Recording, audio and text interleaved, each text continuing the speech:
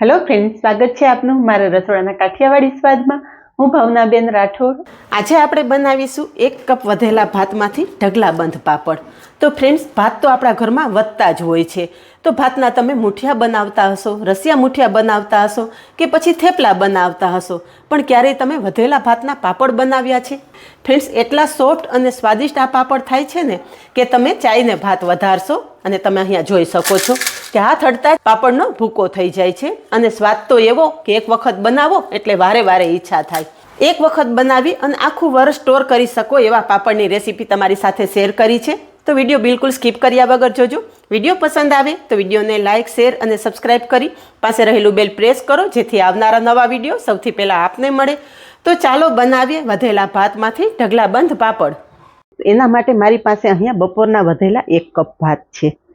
ભાત છે આપણે મિક્સર જારમાં લઈ લેશું અને જેટલા ભાત છે ને એટલું જ પાણી ઉમેરશું। પોણો કપ ભાત હતા તો પોણો કપ પાણી મિક્સર જારમાં ઉમેરી અને પીસી લેશું। અહીંયા એક જ વખત મિક્સર ફેરવતા તમે જોઈ શકો છો કે એકદમ સ્મૂધ એવું આપણું ભાતનું મિશ્રણ તૈયાર થઈ ગયું છે।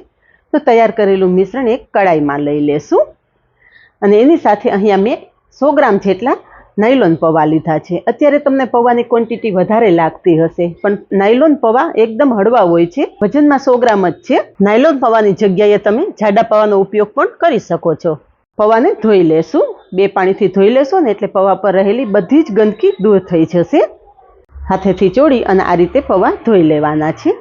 મેં 2 પાણીથી પૌવા ધોઈ લીધા છે અને પાણી કાઢી લીધું છે।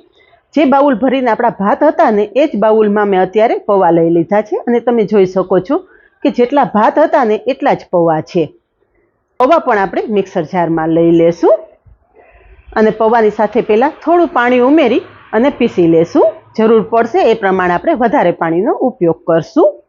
તો અહીંયા આપણે અડધી વાટકી જેટલું પાણી ઉમેરેલું અને ફરી પાછું અડધી વાટકી પાણી ઉમેરી અને પૌવા પણ મેં પીસી લીધા છે। એ પણ આપણે ભાતના મિશ્રણ સાથે કડાઈમાં ઉમેરી દેશું। હવે જે મિક્સર જારમાં આપણે થોડુંક મિશ્રણ વધેલું છે ને એની સાથે આપણે જેટલા પૌવા હતા ને એટલું જ પાણી ઉમેરશું। તો પોણો કપ પૌવા હતા તો પોણો કપ પાણી આપણે મિક્સર જારમાં ઉમેરી અને એક જ વખત મિક્સર ફેરવશું એટલે મિક્સરમાં રહેલું બધું જ બેટર એકદમ અલગ થઈ જશે। તો અહીંયા જુઓ કે એક જ મિનિટમાં આપણું બેટર અલગ થઈ ગયું છે। એ પણ આપણે કડાઈમાં લઈ લેશું અને વિસ્કરની મદદથી બધું સારી રીતે મિક્સ કરી લેશું। કડાઈને ગેસ પર મૂકતા પહેલાં આ પ્રોસેસ કરી લેવાની જેથી મિશ્રણમાં બિલકુલ ગઠ્ઠા ના રહે। અહીંયા તમે જોઈ શકો છો કે એકદમ સ્મૂધ એવું આપણું મિશ્રણ તૈયાર થઈ ગયું છે। તો કડાઈ હવે ગેસ પર મૂકી દેશું। ગેસની ફ્લેમ એકદમ ધીમી રાખી અને સતત આ રીતે હલાવતા રહેશું જેથી મિશ્રણ તળિયે બિલકુલ ના ચોંટે। હવે મિશ્રણ સાથે આપણે સ્વાદ પ્રમાણે મીઠું ઉમેરી દેશું। બાકીની સામગ્રી આપણે પાછળથી ઉમેરશું। ફ્રેન્ડ્સ, તમે બધા મારા રેગ્યુલર વ્યુઅર્સ છો અને તમને ખબર જ હશે કે મારી બધી જ રેસીપી ઘરમાં રહેલી સિમ્પલ સામગ્રીમાંથી જ બનેલી હોય છે અને સ્વાદિષ્ટ પણ હોય છે। તો વિડીયો જોતા રહો અને તમારા ફ્રેન્ડ્સ અને ફેમિલી ગ્રુપમાં શેર કરતા રહો। અને હા, હજી સુધી જો તમે મારી ચેનલને સબસ્ક્રાઇબ ના કરી હોય તો ચેનલને સબસ્ક્રાઇબ કરી લેજો। ચેનલ સબસ્ક્રાઇબ કરવી બિલકુલ ફ્રી છે। તો અહીંયા તમે જુઓ કે આ રીતે સતત હલાવતા રહેશું ને એટલે આપણું મિશ્રણ એકદમ ગાંઠા વગરનું સ્મૂથ અને તળિયે પણ ચોંટશે નહીં એવું તૈયાર થશે। તો ગેસની ફ્લેમ ધીમી રાખી અને સતત આ રીતે હલાવતા રહેવાનું। તો ફ્રેન્ડ્સ, કાચા પૌવાના પાપડની રેસીપી તો તમે અનેક જોઈ હશે, પણ આજ સુધી ભાત અને પૌવાનું મિશ્રણ કરી અને પાપડની રેસીપી કોઈએ શેર નહીં કરી હોય। અને જો એક વખત તમે આ રીતે પાપડ બનાવી લીધા ને તો તમે રેગ્યુલર વધતા ભાતનો આ રીતે જ ઉપયોગ કરશો। આગળ પણ મેં તમારી સાથે વધેલા ભાતના કુરકુરેની રેસીપી શેર કરેલી છે જે મારા બધા જ વ્યુઅર્સને ખૂબ જ પસંદ આવી છે અને કુરકુરે પણ એકદમ સ્વાદિષ્ટ થાય છે। લિંક તમને ડિસ્ક્રિપ્શન બોક્સમાં આપી દઈશ।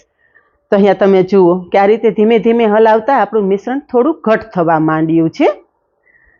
મિશ્રણને બિલકુલ છોડવાનું નથી। જો તમે મિશ્રણ છોડી દેશો ને તો તળિયે ચોંટી જશે, એટલે આ રીતે સતત હલાવતા રહેવાનું। અને તમે મિશ્રણમાં પાણીનો રેશિયો પણ જોયો ને કે 1 કપ ભાત સાથે 1 કપ પાણી, 1 કપ પૌવા સાથે 1 કપ પાણી, ટોટલ આપણે 2 કપ પાણીનો જ ઉપયોગ કરેલો છે। હવે મિશ્રણ તૈયાર થઈ ગયું છે। ગેસની ફ્લેમ બંધ કરી દેશું। તો 2 ચમચી જેટલા તલ, 1 ચમચી જીરું જો તમે પહેલાં ઉમેરી દેશો ને તો મિશ્રણનો કલર થોડો ડાર્ક થઈ જશે, એટલે જીરું પણ આ રીતે પાછળ ઉમેરશું। 1 ચમચી જેટલા ચીલી ફ્લેક્સ ઉમેરશું। તમે આદુ મરચાંની પેસ્ટ પણ ઉમેરી શકો છો। અને થોડી ફ્રેશ સમારેલી કોથમરી ઉમેરી દેશું. બધું જ એકદમ સારી રીતે મિક્સ કરી લેશું. મસાલા તમારી પસંદગી મુજબ તમે ઉમેરી શકો છો. તો અહીંયા બધું મિક્સ થતાં તમે જોઈ શકો છો કે એકદમ મસ્ત કલરફુલ મિશ્રણ આપણું તૈયાર થઈ ગયું છે. અને મિશ્રણની કન્સિસ્ટન્સી પણ તમે જોઈ શકો છો કે આ રીતે ઘટ હોવી જોઈએ. હવે અહીંયા મેં એક પ્લાસ્ટિક શીટ પાથરેલી છે. પ્લાસ્ટિક શીટ પાથરી અને એક વખત સારી રીતે લૂછી લેવાની, જેથી થોડી ઘણી કોઈ રચ ચોટેલી હશે ને તો એ દૂર થઈ જશે. આ રીતે કપડું લઈ અને સારી રીતે લૂછી લેવાની. બસ હવે પાપડ બનાવી લઈએ. તો તૈયાર કરેલા મિશ્રણમાંથી 1 ચમચો મિશ્રણ લઈ અને તમે પ્લાસ્ટિક શીટ ઉપર પાથરશો અને આ રીતે ગોળ કરશો ને એટલે મસ્ત મજાના આપણા પાપડ તૈયાર થઈ જશે. તમારી પાસે જો આ રીતે પ્લાસ્ટિક શીટ ના હોય ને તો તમે સાડી ઉપર કે દુપટ્ટા ઉપર પણ આ રીતે પાપડ બનાવી શકો છો. હળવા હાથે આ રીતે ગોળ કરી દેવાનું એટલે તમારા પાપડ એકદમ મસ્ત ગોળ તૈયાર થઈ જશે. તો આ રીતે આપણે બધા જ પાપડ બનાવી લેશું. તો ફ્રેન્ડ્સ, જોયું ને કે માત્ર 1 કપ વધેલા ભાતમાંથી આપણે ઢગલાબંધ પાપડ તૈયાર થયેલા છે. અહીંયા બધા જ પાપડ સુકાઈ ગયા છે અને તમે જોઈ શકો છો કે એકદમ મસ્ત દેખાવ આવી રહ્યો છે. હવે પાપડ તળીને પણ તમને બતાવી દઉં. તો અહીંયા ગેસ પર તેલ ગરમ કરવા મૂકી દીધું છે. તેલ એક વખત સારી રીતે ગરમ થઈ જાય ને પછી જ પાપડ તેલમાં મૂકવાનો. તો અહીંયા જુઓ કે તેલમાં પાપડ મૂકતા જ એકદમ મસ્ત ફૂલી અને ડબલ સાઇઝનો થઈ ગયો છે. બંને બાજુ પલટાવી અને આ રીતે પાપડ તળી લેવાનો. સાબુદાણાના કે ચોખાના પાપડ તમે બનાવતા હોય ને એવા જ આ પાપડ તૈયાર થશે. હું તો એમ કહું છું કે આ પાપડ સ્વાદમાં એના કરતાં પણ વધારે સરસ થાય છે. તો આ રીતે હું તમને 2-3 પાપડ તળીને બતાવું. તમે જોઈ શકો છો કે તેલમાં મૂકતા જ પાપડની સાઈડ ડબલ થઈ જાય છે. અને ફ્રેન્ડ્સ, કોઈ પાપડ તમારો આ રીતે ફાટી જાય ને તો પણ ડરવાની જરૂર નથી.